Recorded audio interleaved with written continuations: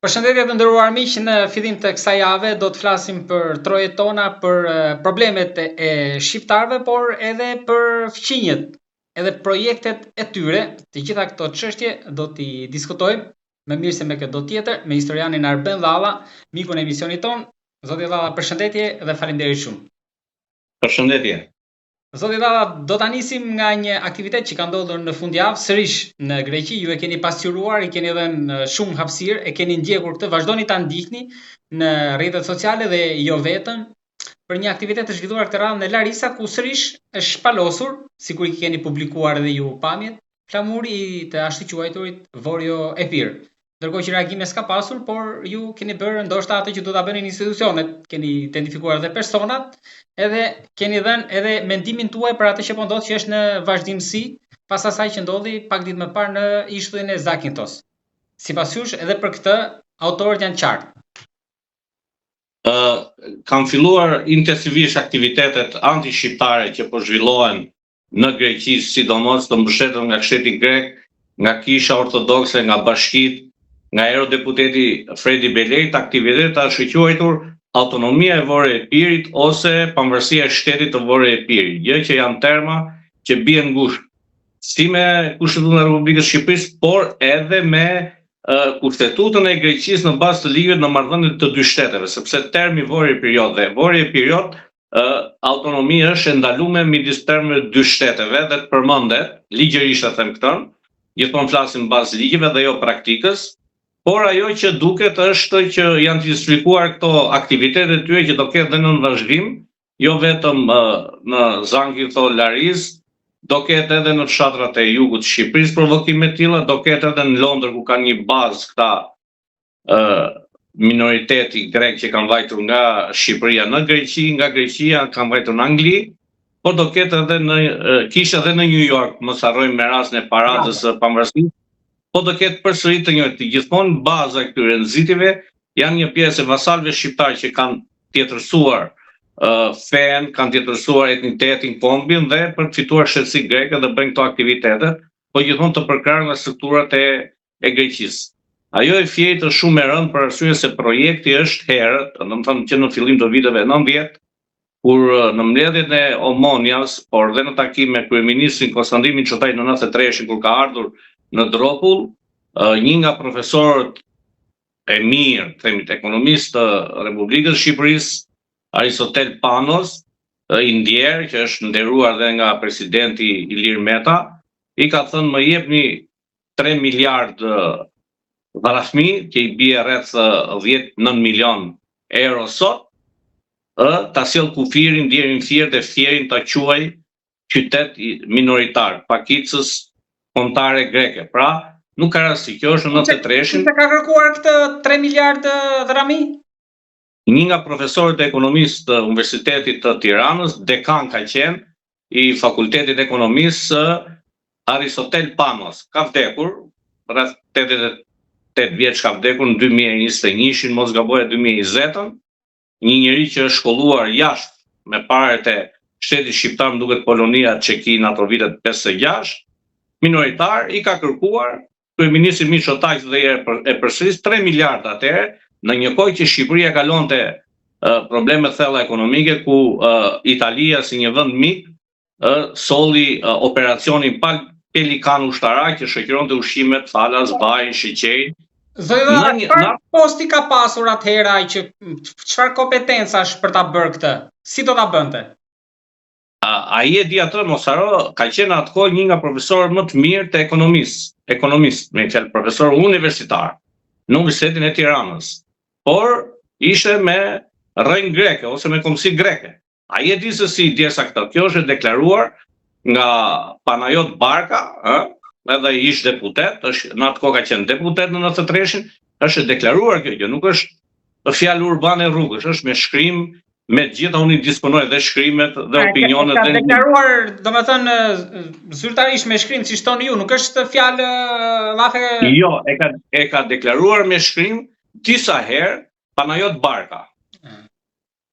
Panajot Barka dhe djali këtij profesorit nderuar punon në strukturat e shtetit, drejtuese të shtetit shqiptar. Pak rëndësi kush është, po babai ka thënë me 3 miliard. Pra, imagjinoni, në 93-shin, pikat pas shpine, pakica kombëtare greke që ne kemi shkolluar, shteti shqiptar, i kemi nderuar, nuk ka pas racizëm ndaj tyre, ai kërkonte ta sillte kufirin e Greqisë në 93-shin deri në Fier. Pra Fieri nuk është rastësi, nuk është aksidental aktivitete. Pra ju e lidhni gjithë edhe atë që ka ndodhur në Zakynthos, e lidhni edhe me këtë. Po nuk është vetëm puna e Zakynthos, ka grup deputetësh në Fier që dalin deputet atje, të fesë ortodokse po e përmendim, me orientim dhe me mbështetje nga Greqia, nga Athina, nuk ka rastësi. Në fillim kapin kyçet deputet, kryetar bashkie, kapin ekonominë dhe pastaj ti ke sklever modern shqiptarët. Pra, kjo e Fierit nuk është rastësi, dhe herë potencioni nuk është rastësi. Prandaj them kjo duhet shikuar mirë nga shteti shqiptar që unë disponoj fakte që nuk ka rastësi.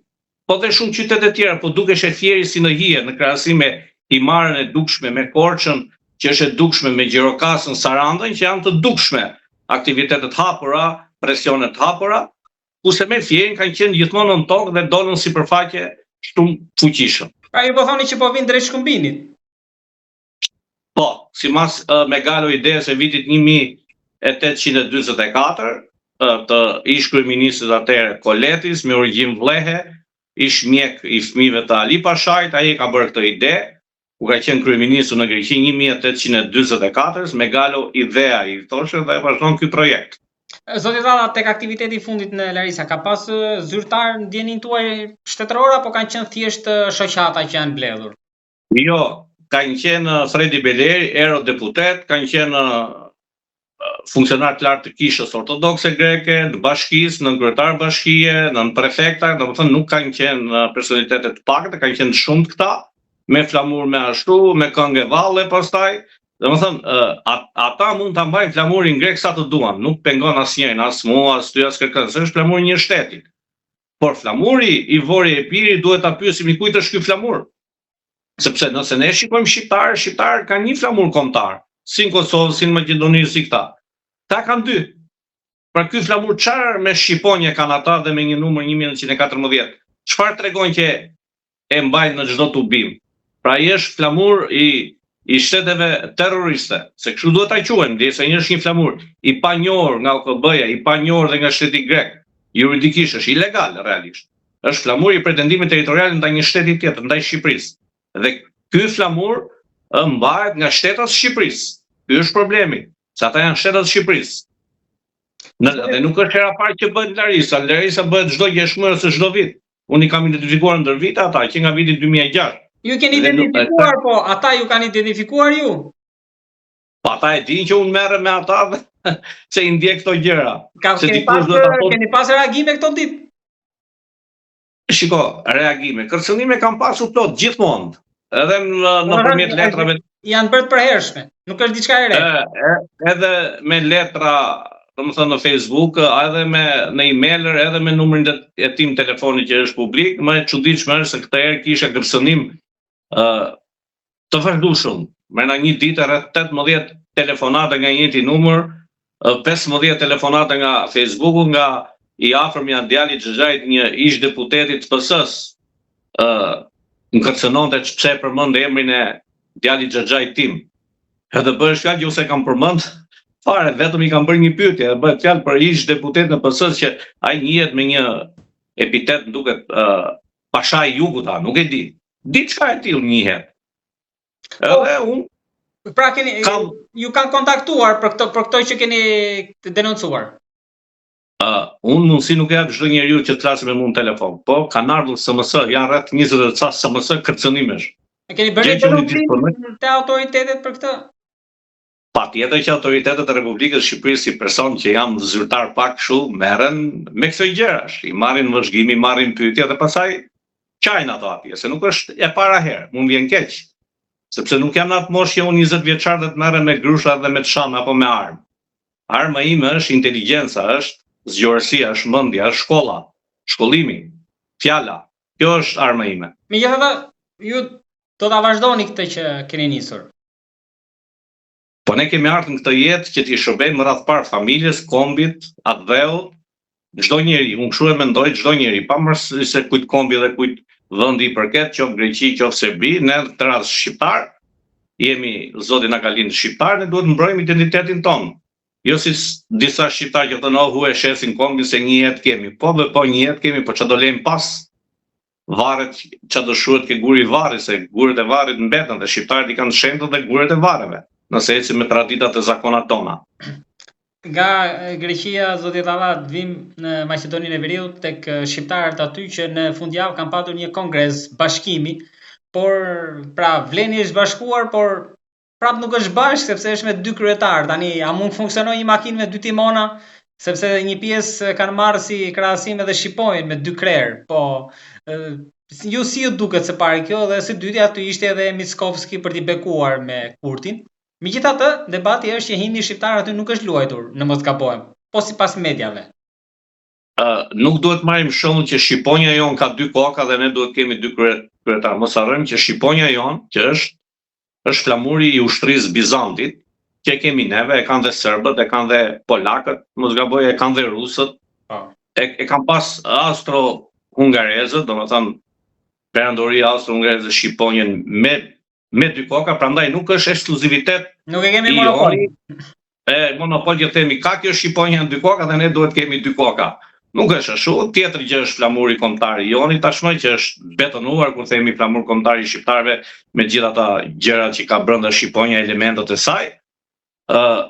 Hera parë është e çuditshme që një parti, që partitë janë të regjistruar si biznes, të kenë 2 kryetar. Kjo tregon që kanë mosmarrëveshje të thella dhe do kenë mosmarrëveshje të thella. Pra nuk është se i mbulon kongresi problemet që kanë brenda.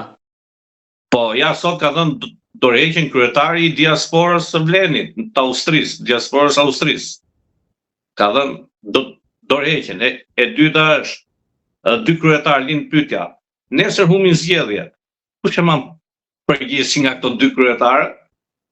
Asnjëri. Pra, po atëherë, kjo nuk është një grupacion, unë e kam thënë gjithmonë për interesat e tyre, për mashtrime elektorale. Besoj që në zgjedhjet e tjera nuk do të ekzistojnë, do përçahen shumë shpesh, do fillojnë nga poshtë përçarja, jo nga lart, sepse janë nda postet në bazë të grupacioneve apo planeve të çaushëve, i them unë, çaushët e fshatit.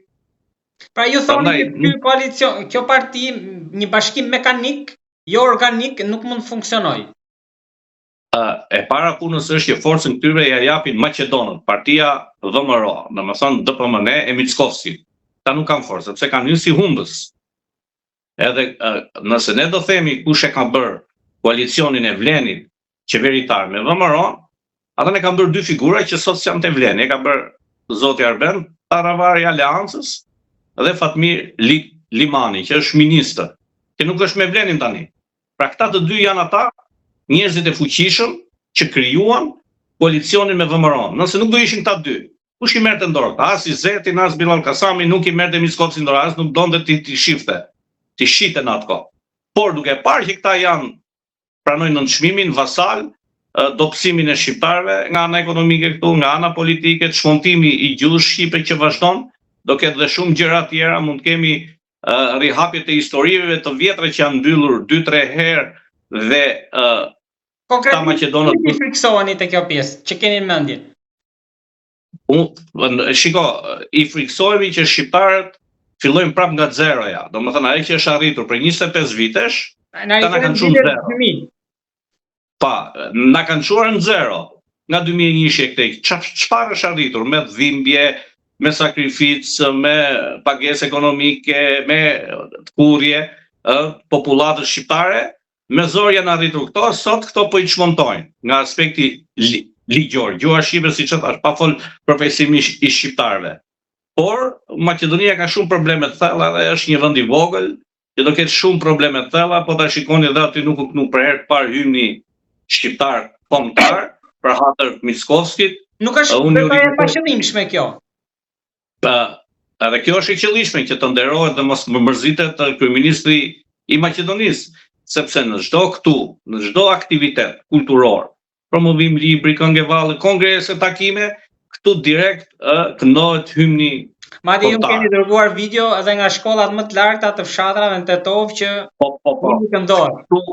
Këtu është hera parë që ndodh dhe është nënçmim kjo. sepse gjithmonë shqiptarët këtu janë shumë të prekshëm dhe ajo që i bashkon gjithë shqiptarët është flamuri, gjua dhe himni kombit, betimi mbi flamurin dhe për gjuhën. Por janë gjëra që dal nga dal njerëzit do i shohin. Thash edhe një herë, këta kanë hyrë si humbës. Edhe prapë mund të hyjnë si humbës, mund të marrin nesër 5 deputet dhe maqedonët thonë, këta më duhen mua si përfaqësues të shqiptarëve. Por fajin e ka dhe Shqipëria që hesh në të rast sepse i takon dhe shtetit shqiptar që të mbrojë të drejtat e shqiptarëve. Rama ka bërë ca përpjekje për t'i bashkuar andaj pos. Nuk bëjmë fjalën vetëm për bashkim, bëjmë fjalë për reagime dhe ndoshta dhe sanksione. Sepse është mundur që të nënçmohen 1 milion shqiptarë këtu nga 800.000 që janë këta, se këta janë më pak maqedonës se shqiptarë, nëse bëhet një regjistrim i rregullt. Si pranojnë, ne shqiptarë plus që jemi 7 milion, 8 milion në Ballkan, po ta shtovin dhe Kosovën si shtet. Prandaj janë ca gjëra shumë, më vjen keq që ishte dhe përfaqësues Partisë Demokratike të zotit Sali Berisha, i cili ka dhe shumë probleme të thella. Po dhe këtu e polarizuam ne, sepse Rama nga BDI-ja, kurse PD-ja nga Vleni, pra kemi polarizuar dhe këtu.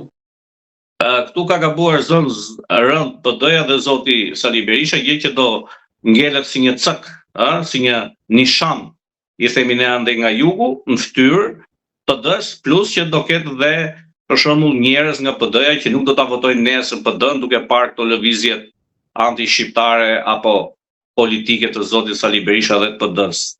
Nëse ne deri dje kemi përkrahur PD-n, fjala vjen, apo zoti Luciano Boçi ka qenë kandidat për kryetar bashkie të Elbasanit, nga sot për shembull një pjesë nuk do ta përkrahej. Se kështu është kjo puna e shqiptarit. Inati i shqiptarit ka shpejt, po harron vonë. Nuk është si anglezët nxehen vonë, po harrojnë shpejt. Ne nxehemi shpejt, harrojmë vonë. Zoti Valla, po ju tha që ishte Mickovski ai që e hoqi himnin në shqiptar aty. Pra në mënyrë indirekte.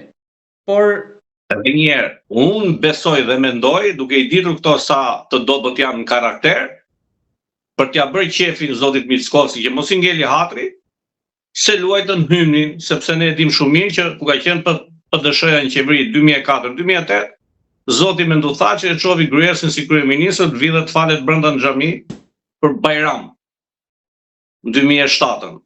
Domethënë kryeministri atëherë ishte Nikola Gruesi, zoti Thaçi dhe PDSH-ja sollën 7 mëngjesit, ku ishte Bajram i madh, kryeministri Maqedonisë për herë të parë të falet brenda në xhami, ashtu siç e do tradita. Kjo dëgjoj për herë të parë, kishte shpëtuar kjo.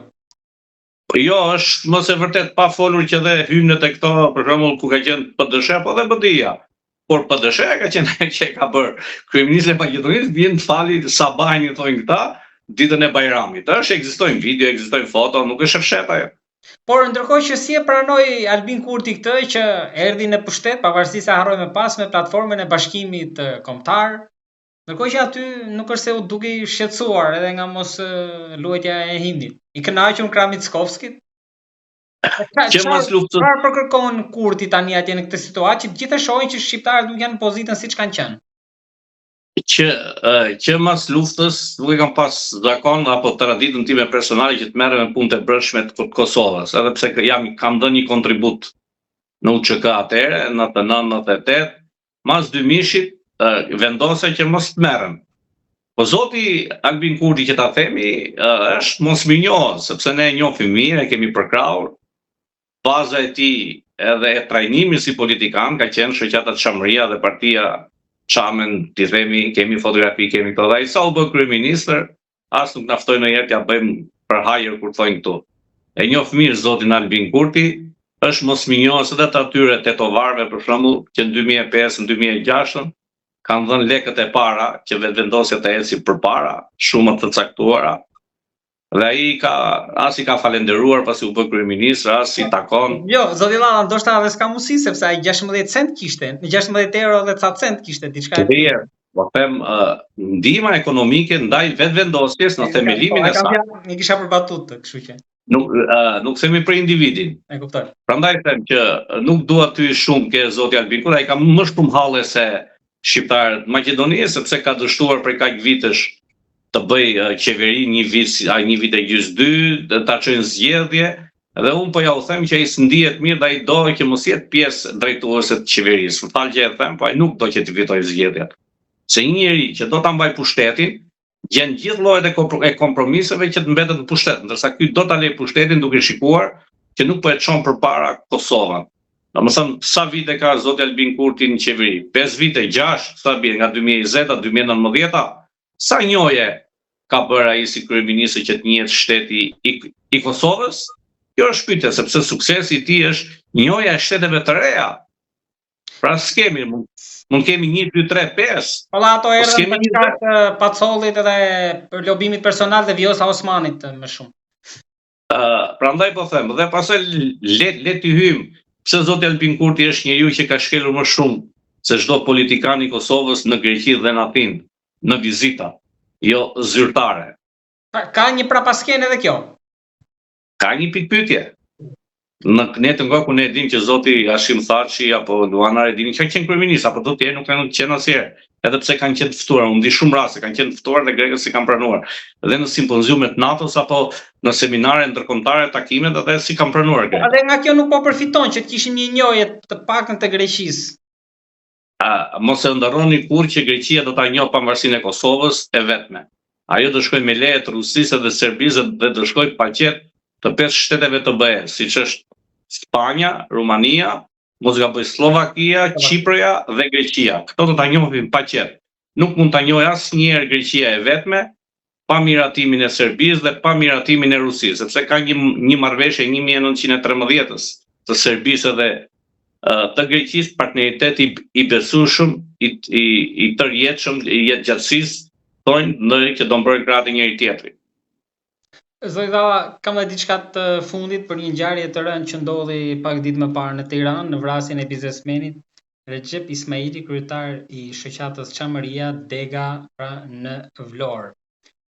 Do t'i pyes për aspektin personal, si e keni njohur ju? Është një figurë që edhe politikën për rastin e rëndë që ndodhi e bëri bashk, pasi mesazhet ishin të shumta, edhe të gjithë para dhe pas kamerave flasim për njëri babaxhan, pra njëri pozitiv, por që në këtë rast ju çfarë dini më shumë dhe si e keni njohur? I ndjeri zoti Ismaili, Recep Ismaili, domethënë që ishte kryetar i Degës së Çamërisë, ka qenë një biznesmen i suksesshëm, njëri jo grindavec kur themi, është marrë me çështjen kombëtare të Çamërisë, meqense vjen me rrëj nga Çamëria. Nuk është dash që të ndodhin vrasje midis shqiptarëve. Unë gjithmonë them që shqiptarët me njëri tjetrin nuk duhet rritën dhe them ai shqiptar që vret një shqiptar ai është frikacak dhe nuk është trim. Ka ndodhur ajo vrasje, ajo ka ndodhur ai aty ka qenë në tavolinë me një njeri tjetër që ata donin ta merrnin peng apo donin ta keq trajtonin dhe ju i dini traditat dhe zakonet e shqiptarit, nëse dikush hyn në shtëpi apo gjendet në tavolinë me ty, nuk ka të drejtë asnjë ta marrë në mënyrë të dhunshme dhe jashtë dëshirës së tij. Kjo ka qenë. Është e çuditshme që policia apo deklaratat e Ministrisë Brendshme, ai sa i kam ndjekur unë, janë shumë të cekta apo shumë negative kur po hetojnë jo si grup kriminal strukturuar, sepse atje duhet të kenë qenë si mass media 10-12 veta që kanë ardhur me prapavi, disa kanë pasur dhe armë, 3-4 veta nga aty kanë pasur dhe maska në kokë.